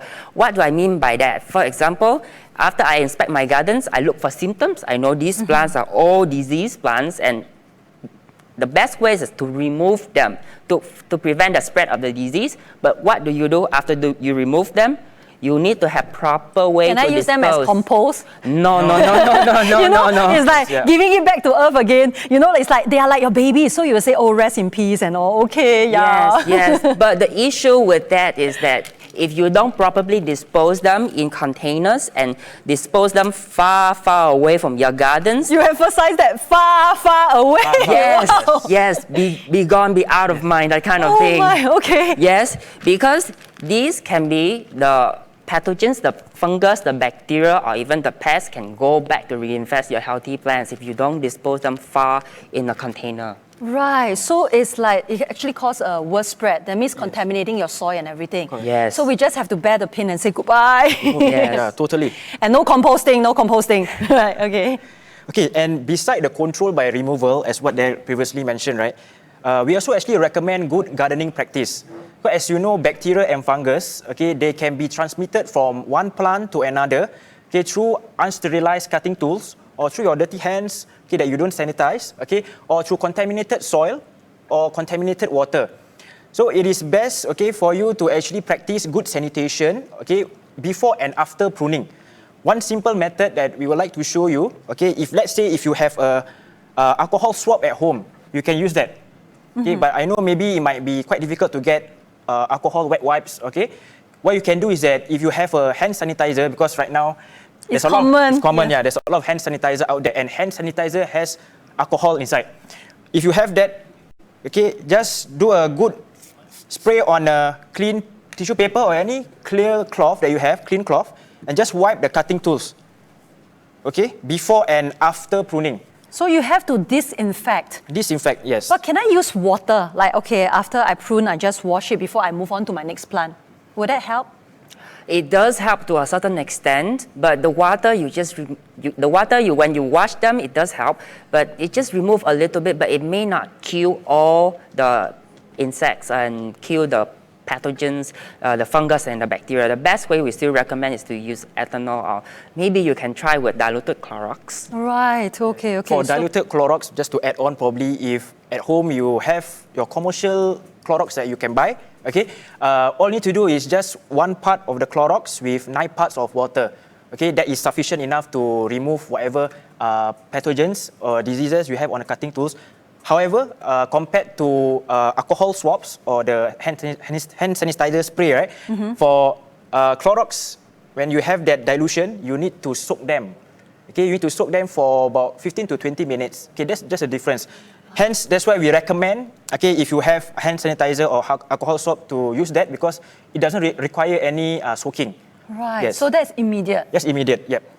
Right, understand. Yeah. Okay, good. So with that, I think, is there any other method to help us? I think that we have heard about, okay, so having practice good hygiene. Is there any more good methods that you can teach us to cure our insect issue? Okay, so for insect issue, right, you just bring up a point. So for insects, what I'm holding in my hand here is a mixture of 2 tablespoons of cooking oil mixed in a ½ liter of water. So that's 500 ml of water with 2 spoons of cooking oil. Yes. Would that be tablespoon or teaspoon? Tablespoon. Tablespoon, okay. Yes. So this mixture, right, before you use, you just simply give it a good shake. And this is the kind of formula you can do at home. The reason why it works is that because for cooking oil, right, it can, insects, they breathe like us. They have a lot of noses. So what cooking oil can do is, cooking oil will choke all these noses of the insects so they cannot breathe, and then eventually they will die. Ah, and this is so easily accessible. Yes. You can have that at home in your kitchen for sure. Yes. So for example, like just now, all the pests we detected for this citrus plant, Yes. I show you, after you give a good shake, then you just simply Good spray spray, on yes. your plants. And it's all very detailed, front and back, right? Yes. You want to cover all the disease part that you've seen the symptoms and the sign earlier. Wow, okay, this sounds really, really easy and manageable. You know what, I'm sure our viewers out there, they have so many questions for you. So I just like to gently remind our viewers, the questions that you have for our 2 experts here, kindly be related to all the pest-related question, plant health issue. So if you have any issue regarding about gardening, which maybe Dr. Wilson Wong had covered yesterday, kindly just go on to our YouTube channel, NParks YouTube channel, to check it out. The answers will be there. So here today, we want to talk about your plant's wellness. So if they have any health issue, they are wilting and all, please send the question in, and they're very ready to answer them. Right, so meanwhile, while we wait for the question, right, can I ask common questions that typically I think most people will get for their plant? That is one example. A lot of people like to mist their plant. Right, because you want to keep it looking fresh and good. So it kind of injects some life to it by spraying. Yes. But what can happen subsequently with that regular misting is that you find black spots on it. When you start to see that, I know that is called symptom. Yes. Correct. With Correct. such symptom, what do we do? Okay, to answer that question, Charlene, Yes. okay, you need to know that plants absorbs water through the roots. If you want to mist your plants to make it look fresh, it's okay. but don't over mist it. Okay, the point here is don't over mist it, because if you do so, what happens is that you are creating a high moisture, high humidity level in the environment. Fungus and bacteria actually thrives with high moisture and high humidity. So you want to prevent that. So the best way actually is to water your plants near the root region. And just one more point, okay, the infections of fungus and bacteria, okay, is transmitted also because of the overcrowding of plants. Let's say if you have plants that are placed closely together, or the bush are growing quite vast already, try to routinely prune them and put them actually quite far apart. Because plants also need to practice safe distancing, not just us, you know. Yes. Yeah. To get well, to be well, yes. to stay well. Stay well, and to prevent them from being spread to another plant. And also, if you have overhead misting, try to avoid that, because you can create a lot of high humidity, and bacteria or fungus can be spread through that as well. Yes, on the related point, not only misting, I noticed a lot of gardeners, they like to water their plants from the top because it's convenient, correct? Yes, it's convenient, and if you task the kids to do it right, they will do like a water fountain for you. Yes. But those fun and good play with the kids can create some issue with your plants, because when you do overhead watering, you are creating water splashes. These water splashes can spread bacteria and fungus from one plant to another. Right, because I could say that it becomes a medium. The Yes. water becomes the medium for this bacteria and fungus to travel. Correct. So it's not just your unsterilized cutting tools, but also through water splashes, and even by wind, because some of the fungus, they come in spores. Like for example, powdery mildew, they are very powdery, and they can be spread by wind.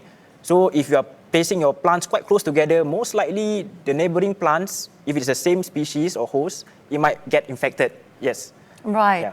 And then one more other common questions that we commonly get is, this is quite easy to detect. On our plants, sometimes we can find this white fluffy insect. The moment you look at it, I was like guessing maybe it's aphids.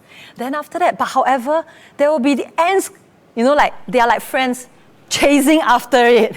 So what can that be? Based on your description, I'm confident that actually it's not aphid, but actually it's mealybug. Mealybug? Yes. Mealybugs, their feeding method is through sucking. They like to suck nutrients from plants, but they are greedy pests. They suck more than what they need. So what they normally do is they will excrete the sugary solution out of their body. And the ants love this.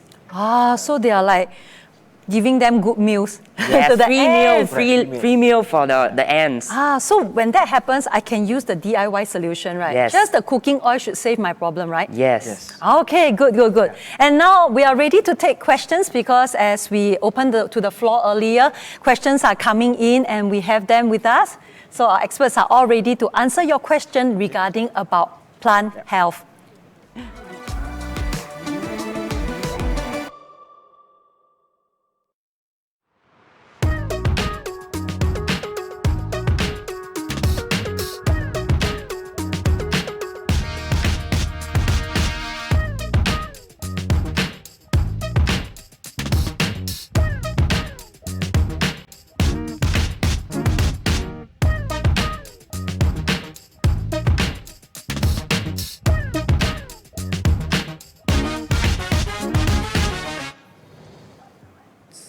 Okay, and we have our questions in. Okay, so I'm going to start off with the first Q&A question. Okay. Okay, I have it's from Miss Tan Nurul Wahida.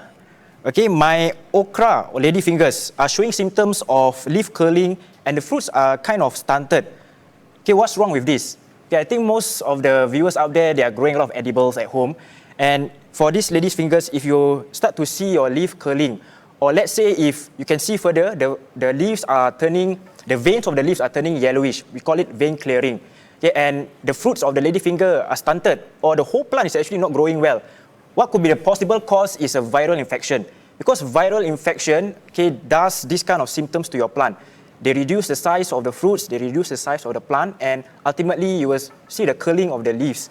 Okay, but however, normally for us, okay, for the plant health expert, for us to confirm on the disease, whether is it a virus, for sure, what we do is we'll take the sample back to the lab and we will do a further identification.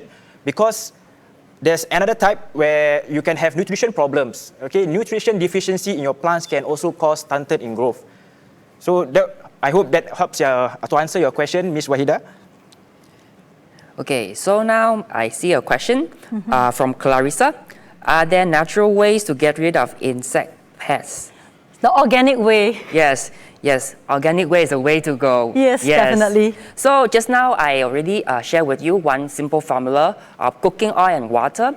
Other ways you can do is you can go to nurseries. Beside cooking oil, you can look for horticultural oil, white summer oils, and how to mix all those. It really depends on the product. So what you can simply do is you read at the labels to know the correct dilution to do. And then also another important way is like just now we share about aphids. As you can see, sometimes nature has its ways to control the pests. What you can do as a gardener, you must be able to identify which insects are beneficial for your gardens, which are not. Because if you can identify ladybug larvae, you leave them be, they help you to control. And then other products, naturally derived products you can use is Bt toxin, B for Bravo, T for Tango. Bt toxin you can also buy from nurseries, and these are naturally derived components that can kill the insects for you.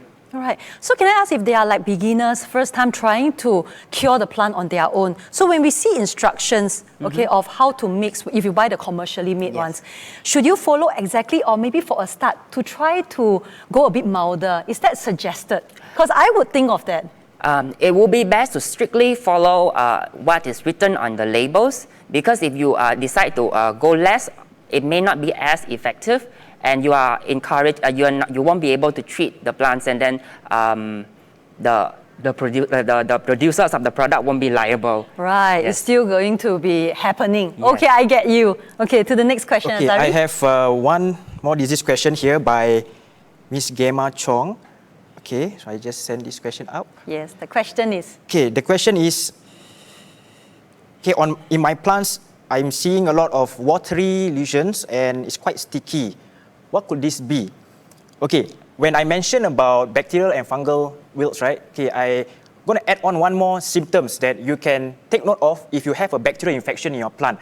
One of it is the water-soaked lesions. So the one that Gemma described, okay, could be a bacterial infection. Because bacterial infections, apart from wilting, they also gives a kind of like a watery substance to the leaves when it's infected. One simple way that you can actually detect, okay, if you have the leaf with you, you just place it in the background of light. If you have a bright light on top, just take a look through the light.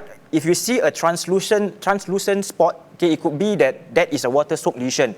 Because for this kind of bacterial spots, right, it's easily detectable through that method. Yes, hope that answered the question. Yes. Okay, next question, Derek. Okay, next question is from Sriyanti.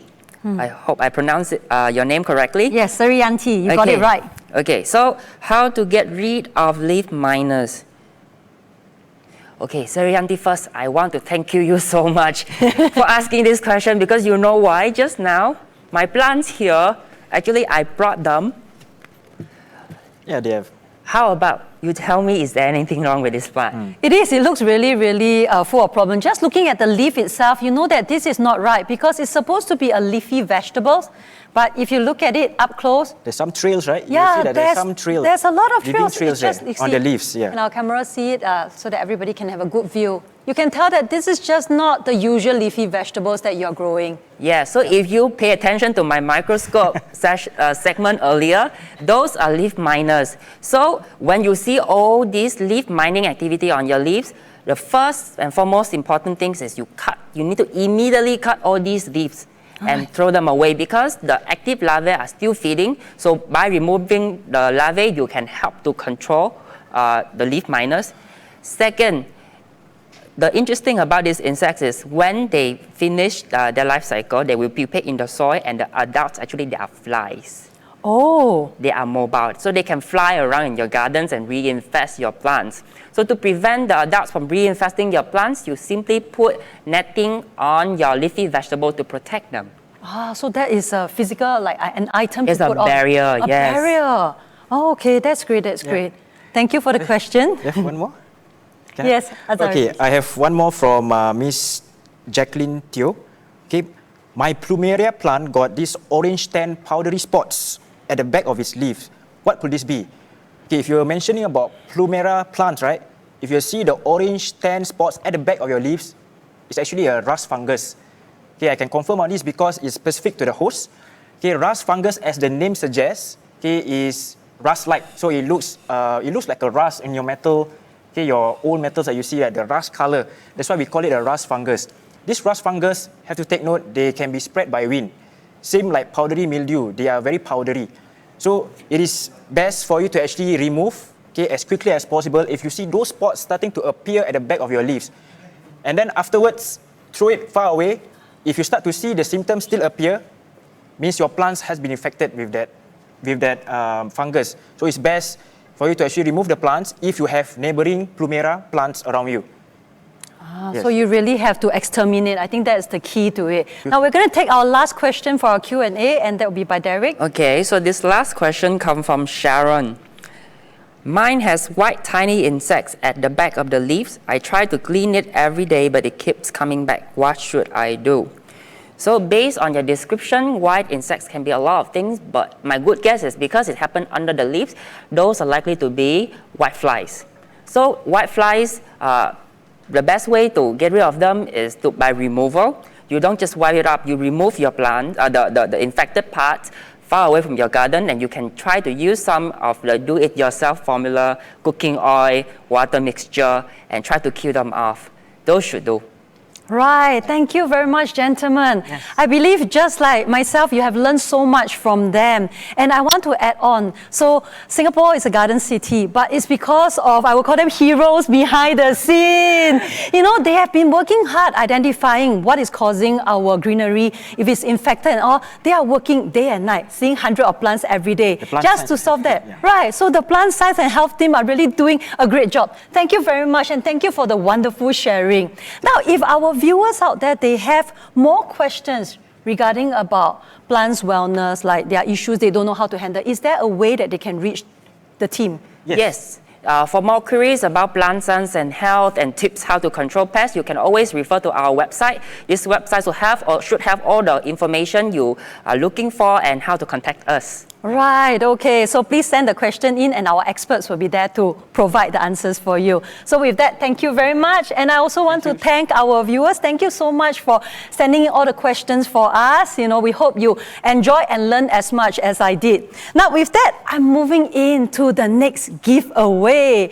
I hope that you have listened carefully, okay, to my question here. Now, the lucky winner will be walking away with $100 worth of gardening vouchers courtesy of Thomson Nursery Association.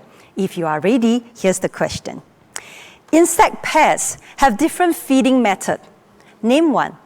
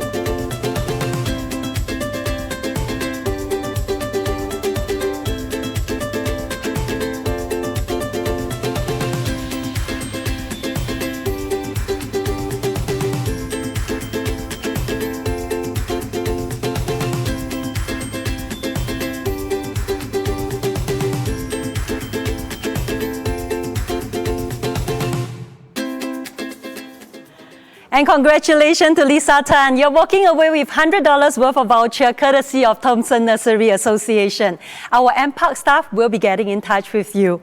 Now, for those of you who has been following our festival and you're thinking of starting your garden, now we have one more options for you as Comcrop is ready to share with you methods using hydroponics at home. Hi everyone, I'm Darren from Comcrop, a local commercial farm that uses advanced hydroponics technology to grow food in underutilized spaces. Because all of us love having plants at home, today I'm going to be sharing some tips on how you can set up your own hydroponic system to grow your own food. The key to growing plants is understanding that they are living things and they need the right environment such as light, air, support, as well as food and water to grow well. Today, we will learn about the food that plants need, which are nutrients, and how some hydroponic solutions can give the right mix of nutrients for them. Plants need nutrients just like humans need iron and calcium in our food. We will also be going through how to set up a small little simple hydroponic system for yourself. Nutrient film technique systems run a thin film of water along the roots of the plant, hence the name. These allow the roots to access both the nutrients and air. Deep water culture systems have their roots dipped in the solution itself. Air is usually provided to the roots through an air pump. Ebb and flow systems mimic the natural flooding of soil during rain, but can be slightly trickier to maintain due to the complexity of the system. All these methods allow for the water to be recycled and minimizes water loss through runoff. Next, I'll be showing you the Kratky system, which is very similar to the deep water culture system except without the pump. This system ensures oxygenation as the water level drops and can be easily improved by the use of an air pump.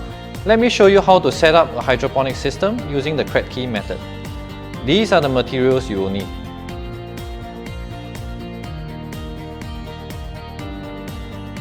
Once you have the materials ready, we can then start to put the kit together.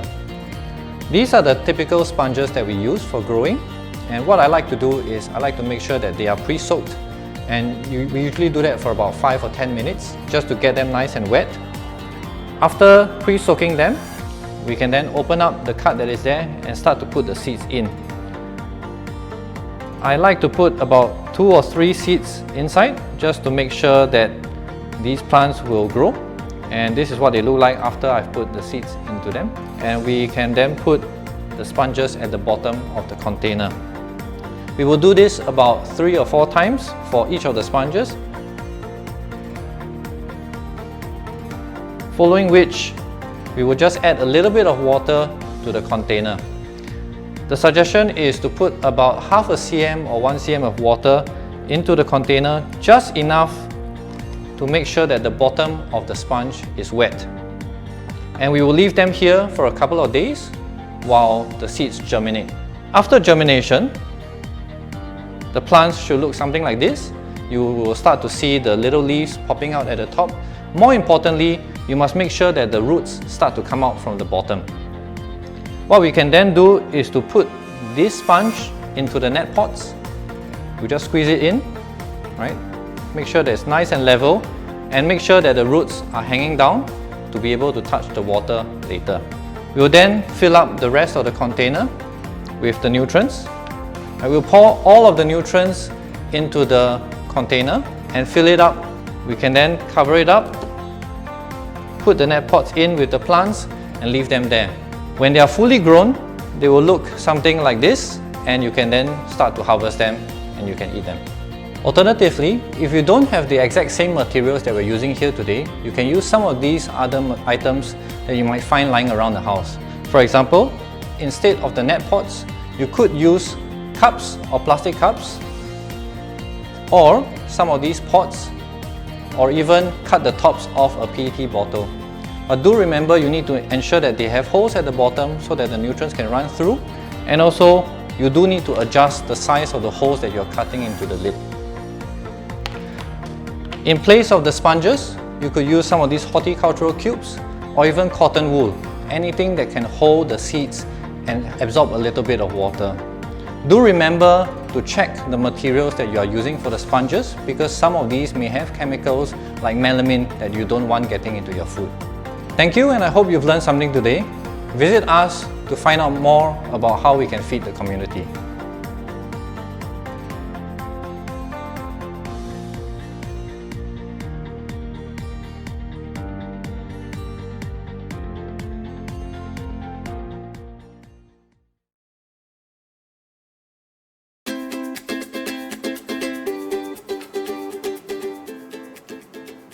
Hope you are getting more ideas for your home garden as you set it up. Now, are you ready for the last final giveaway for the day? Now, if you're ready, I'll be asking one simple question and the lucky winner will be walking away with $100 gardening voucher courtesy of Thompson Nursery Association. If you are ready, here's the question. You water your plants regularly, yet they look wilted. What pest could have attacked your plant?